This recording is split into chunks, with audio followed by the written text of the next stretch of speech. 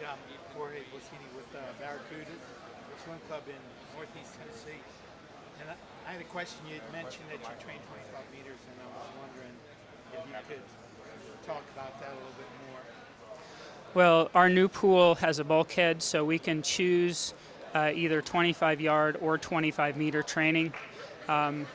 We will train yards only really for a couple weeks of the season right before our short course championships at Y Nationals. The other 50 weeks of the year, we'll train 25 meters. That's because even though we don't have a 50-meter pool and don't have access to a 50-meter pool, we train for long course for the summer. So I want kids to be able better to transfer or translate what they're doing in practice every day to their eventual goals. And I think they can, right, in long course. So they can do that much more effectively when they're training 25 meters and they have a time for 100 meters or a 200 meters or what have you, as opposed to having to figure out what sort of exactly a conversion between yards and meters. My big question is that's where the kids, I try to educate the kids as to which space is enough. And that simplifies it if you just work it towards that long course training. Right. I mean, like I said, even though we don't have a 50-meter pool, we put a priority on kids doing well in long course. So Really, right from the beginning of the season, they're learning their long course splits exactly, and goal times that they have to make in practice. exactly. So that's what you're identifying. Yep. Okay, that's great. Um, what about so you set up pace charts, everything based on their long course or whatever. A lot of times it isn't so much making out big lists or charts or anything. It's just when I talk with swimmers about their goals, we talk not only about what the final time is on the clock or stopwatch, it's how they get there. In particular in IM, that is really important. So I want them to know if they're on their backstroke pace, on their breaststroke pace, or what have you. And then also, if, for example, your goal is a 436 in the 400 IM, that's a 109 per 100. So if we're doing 100 meters or 200 meters or 300 meters, we'll try and work down to a 109 per 100. So there's not only the individual stroke race pace, there's the pace per 100 of the eventual goal. Do you set up their goal times for each stroke based on their best time for that stroke? Or do you try to go by 400 IM goals? In order to come up with a leg split for a goal, it's focused more on how they've done in the 400 IM up to that point. And if it looks to me like we've got a lot of room to improve if we make certain changes over the season. But for the most part, we're not just looking at their best time for a 100 back or even a 200 back. We're taking their leg from within the context of a full IM. How much focus do you put in your training with the underwater? Okay. How much focus do you put in their training with the underwater part of it? Unfortunately, not as much as we should, Right. based on that I don't think our kids have good enough walls. I think it's a little bit easier to focus on walls if you have a low volume or a lower volume type of program where kids are getting more rest, the repeat distances are lower. When you have a relatively high mileage program, it's a distance-based type of thing. Well, a lot of times the repeats are going to be longer, the rest intervals are going to be shorter, and you can't expect in those circumstances what you can when a swimmer is going a set of 50s on a minute or 100s on a minute and a half or 2 minutes or what have you. So to some extent, you have to compromise a little bit. Right. And then try and make up for it toward the end of the season when you're trying to hit more race speeds and race underwaters, etc. So do you have any parameters that you set within this, within the practice with regards to what you want them to do in terms of trying to accomplish that? Or is that more of an individualized Well, we have a distinction between what I call normal walls and super walls. Right. When we're doing a set that is focused specifically on working underwaters, being really good and strong on the walls, they may have to go to 10 meters or 8 meters or 12 meters. We have different markers in our pool. It usually isn't a number of dolphins per wall. So I'll ask them on a set everybody has to be past the 8 meters, and then toward the end, everybody has to be past the 10 meters, something like that. On a more fitness-based set, conditioning set, where it's completely unrealistic to ask them to go to 10 meters every single wall, we would do what we call normal walls, and they'll need to go up to 7 meters or 4 dolphins or whatever. So it's an expectation that they can meet, as opposed to one that they're going to fail at from the very beginning and then ignore for the rest of the set. I'd much rather have them on a conditioning set do, for instance, 3 really good, strong dolphins off every wall than just do 10 dolphins the first 50 and then 0 for the rest of the set. So I do change the goals based on the kind of set that we're doing. How do you transition that into your race tactic? Well, one thing we did a little bit of last season, and we're going to do more of this season, is really simple. It might be a set of 4 or 5 100. They're amount of rest. They're descending from 1 to 4 or 1 to 5, and they're required to go 10 meters off every wall. So that as the speeds are getting higher and as their heart rate is getting higher, they're still required to swim, or to underwater at least, to a certain place. So they're getting closer and closer to what we want to see when they race at the end of the season. And they know they can do it.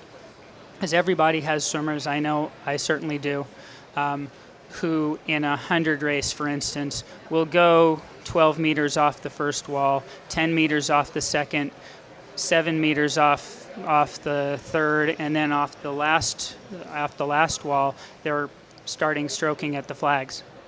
And I don't want to see that underwater decay. I want them to be much more consistent.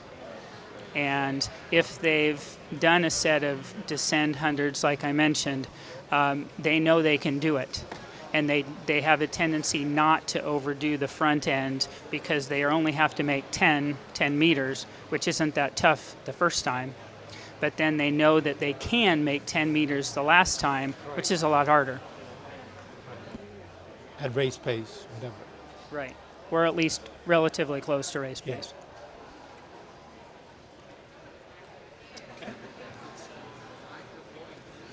So, Mr. Brooks, I have a question for you. Yes, step up here, sir. How are you dealing with recovery on when you're really into your peak training period, where you're really grinding them down?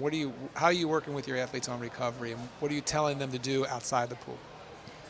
I think it is really important that the kids take good care of the other 21 hours of the day when they aren't at practice, and how consistently they're going to be able to train well is to a large extent dependent on how well they've been able to recover themselves in between.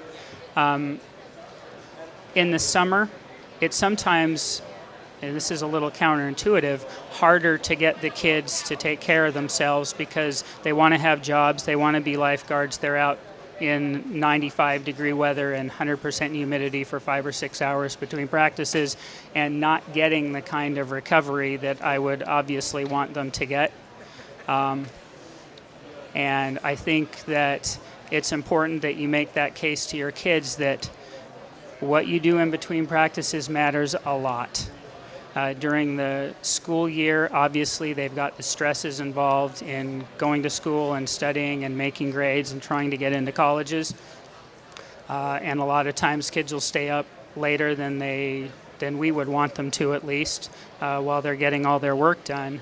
And I think talking with the kids about the various commitments they have, trying to teach them about time management, about really being focused when they're studying, when they're getting these other commitments done, can help. But, you know, the simple fact is it's very difficult to be a national level high school athlete and an A student at the same time, especially when you're taking AP classes, advanced classes, pretty much across the board. It's really hard. There aren't any other athletes who are being asked to do that, and no other regular students who are either. So it's going to be hard right off the bat, and teaching the kids to use their time wisely is important. As a coach, you can't always be certain that they're going to do what you ask, but you can try. From a goal-setting point of view, are you, just an overview, how are you determining goals with them? And then how, during the course of the season, are you evaluating those goals to decide whether or not, you have a successful season that may not necessarily reflect in the pool as time? Right. Well, I think in our program, we probably spend less time talking about end-of-season goals than in most other programs.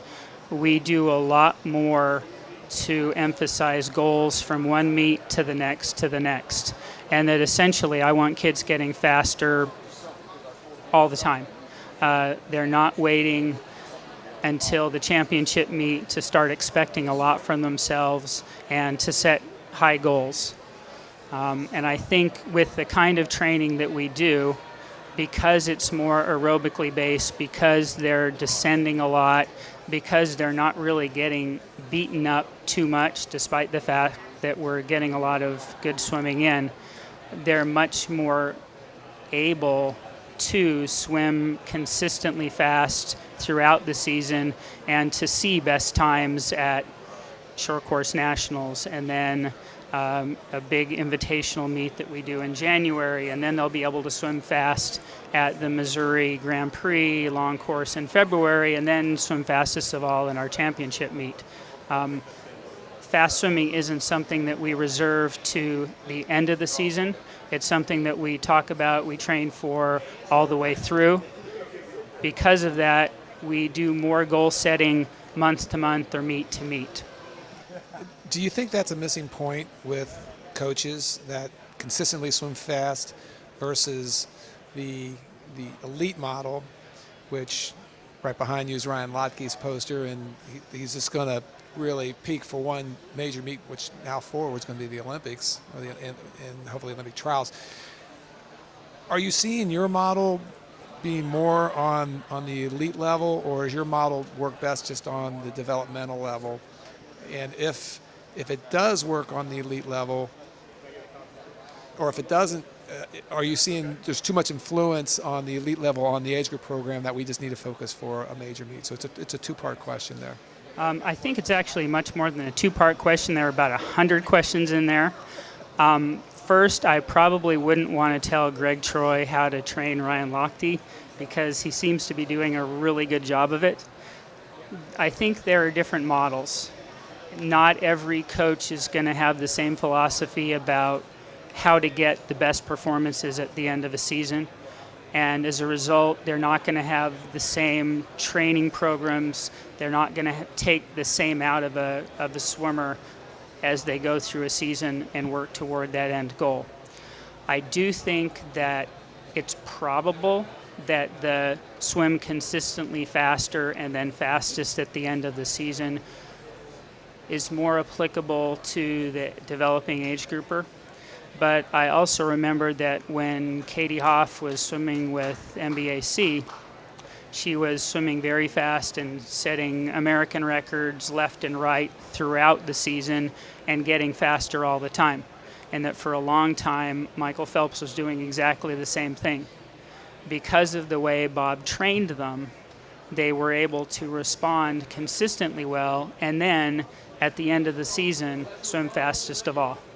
And I think it's easiest to get kids to buy in to the training program and to working really hard and consistently hard when they don't feel completely wiped out and exhausted all the time, and when they are getting little rewards throughout the season. It's very difficult to keep their spirits up when they feel like death warmed over for 10 months or 11 months or longer, and then they come out of it at the very end and swim very fast. But I mean, there are obviously swimmers and programs for whom that is working very well, and I'm not going to tell somebody else how to do their job. Well, and I guess last question here. They're feeding me these questions, Mike. So the last question we have here is if you have one piece of advice to give out to the coaches out there, you know, what would that be?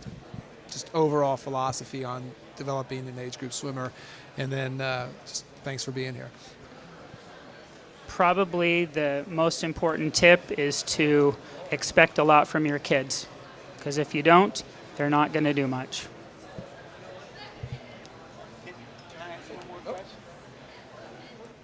I guess we got a follow-up question here. Here you go. With regard to that, the race pace concept in practice, that intensity of work, how do you build that? You said you don't want to swim them slow, see them swimming slow, but how do you really get them to perform to that level every day? You can't expect them to swim race speed and descend to race speeds right from the beginning. You have to practice it. You have to teach them how to do it. It takes a lot out of them, and it takes a finely tuned sense of pace to be able to do that.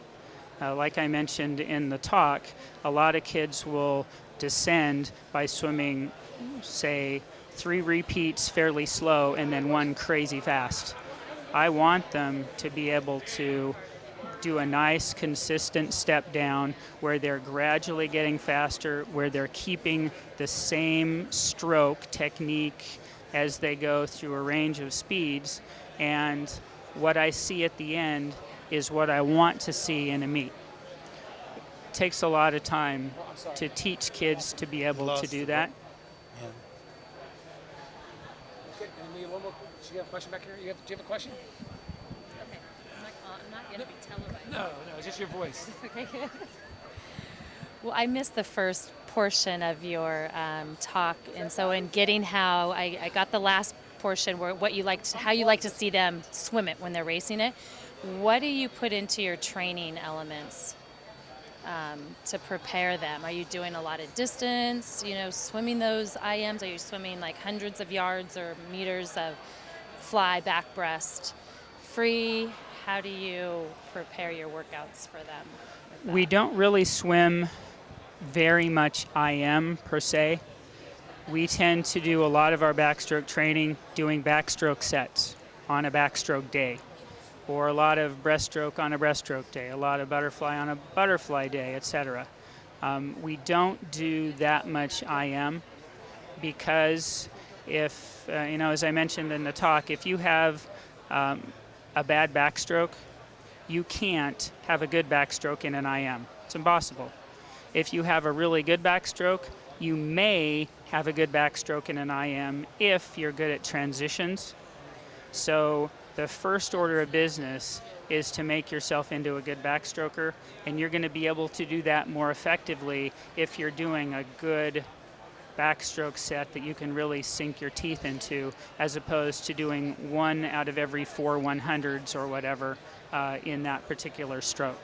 So it does tend to be more focused on a stroke a day, and we will swim decent yardage. I've noticed that kids do better, and they actually tend to like the training better when the sets are longer, because they can really get into them. They develop a rhythm. By the end, they're swimming really, really fast. They're racing each other